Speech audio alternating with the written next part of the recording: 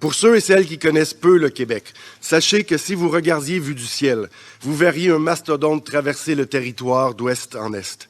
Une vaste étendue bleue qui prend sa source dans les Grands Lacs pour se déverser dans l'océan Atlantique. Un être qui façonne le Québec en son sein et en son centre, le fleuve Saint-Laurent.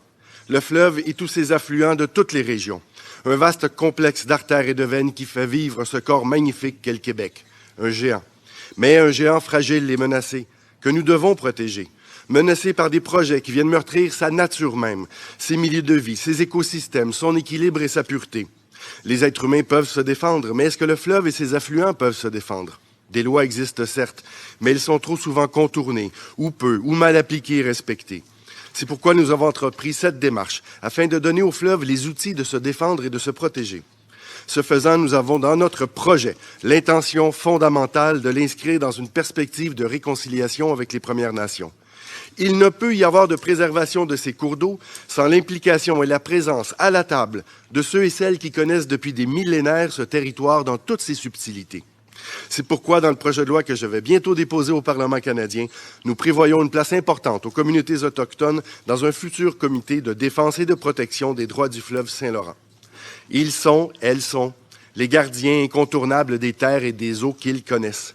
Depuis la Révolution américaine, depuis la Révolution française, nous avons donné des droits fondamentaux à tous les hommes et à toutes les femmes. Cette marche vers l'égalité et la démocratie fut un progrès magistral dans l'évolution de nos sociétés humaines. Mais avons-nous aussi donné des droits à la nature? Pas vraiment. Nous avons toujours cette vision anthropocentriste, que la nature est là pour répondre à nos besoins, point final. Nous ne pouvons plus maintenir cette posture. Dans un monde qui doit faire face au dérèglement climatique, à la perte systématique d'espace pour les animaux, à l'extinction massive d'espèces vivantes, nous devons opérer de toute urgence un virage. Un virage radical vers une existence harmonieuse et apaisée avec notre environnement.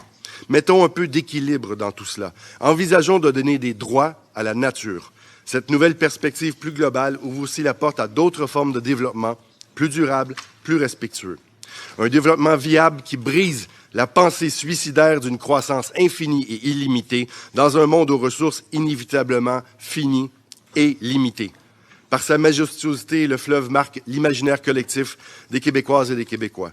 Assurons-nous que nous veillons collectivement sur cette richesse et protégeons ensemble sa vie et sa beauté. Merci.